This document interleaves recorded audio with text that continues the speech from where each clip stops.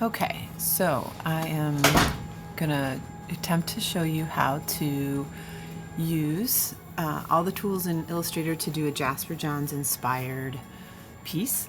The directions are in the Google Classroom and they're here on the screen. You can see these as well. So the required things are going to be that you do an object expand, that you adjust your opacity, and that you use the shape builder tool.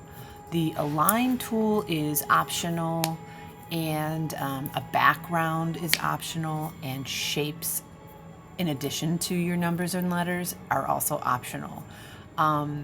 You're going to pick 3 to 5 numbers or letters or a combo of the both that have some sort of meaning to you. So maybe it's your address, maybe it's your initials, something like that that makes sense for you. So you can see here I have one that I kind of started. I'm going to get rid of this one here and move that off to the side. And you can see I have a background of green, so I'm also going to move that out for now and just use my white artboard, okay? And I also typed some letters here ahead of time. I have a letter and 2 numbers actually. So remember, when you're using the type tool, your first step is going to be to just click and type your one letter or number.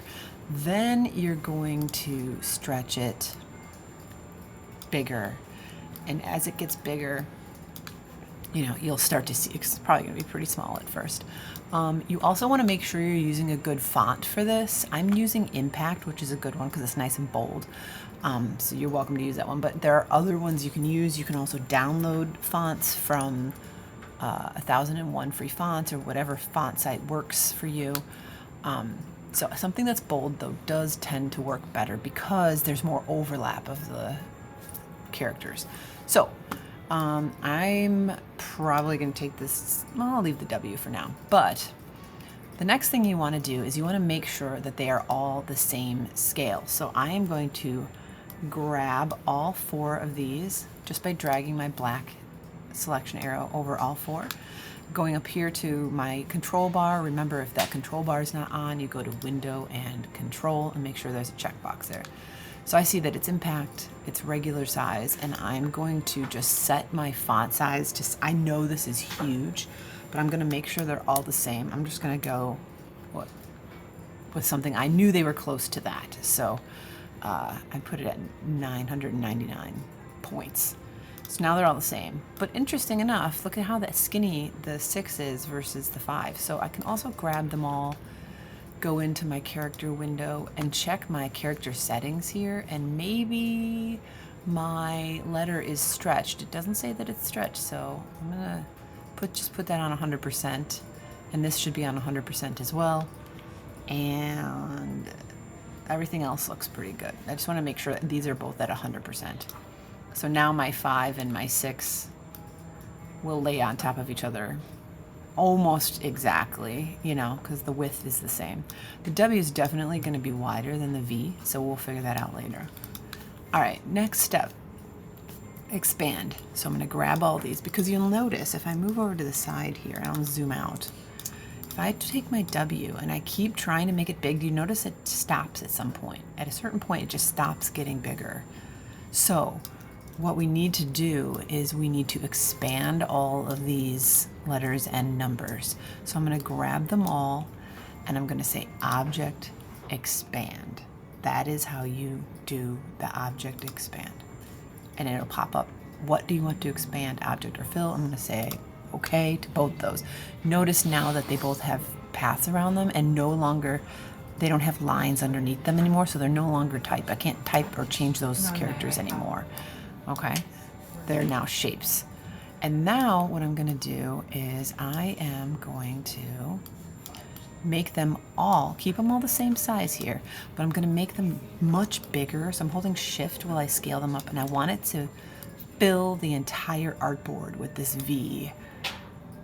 So I'm using that as kind of my base letter there, so that V is kind of maximized the art space. Then I'm going to take my 5 and put it on top. And I think I'm going to flip the 5 upside down because I like the way that looks.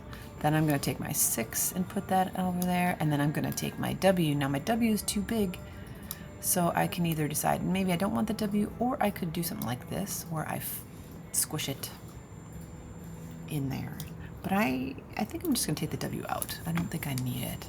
So I have these 3 letters. Now I want to use the align tool because I want to make sure that they are perfectly aligned with each other.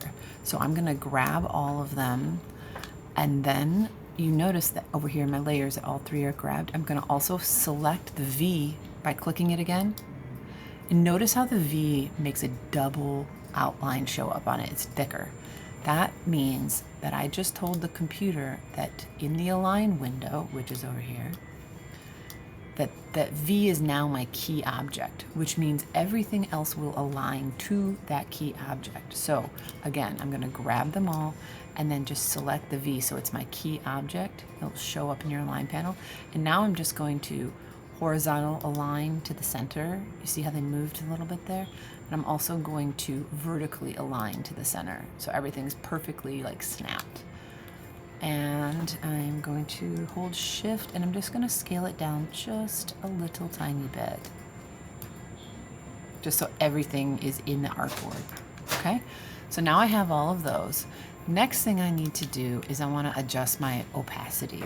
So with my opacity, I'm going to go select all my letters at first just to see how it goes. And I'm going to change my opacity down to a 50%.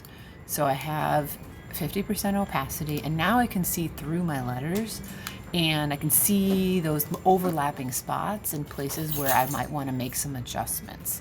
So I can play with that, and I can start playing with color as well. So that's what I do next. That's the fun part of really just sitting here and realizing, look what new shapes, like see this circle in the middle here? That was not there before. That was purely created because of the 5 and the 6 overlapping in a way that created that circle. So it's like really cool, right?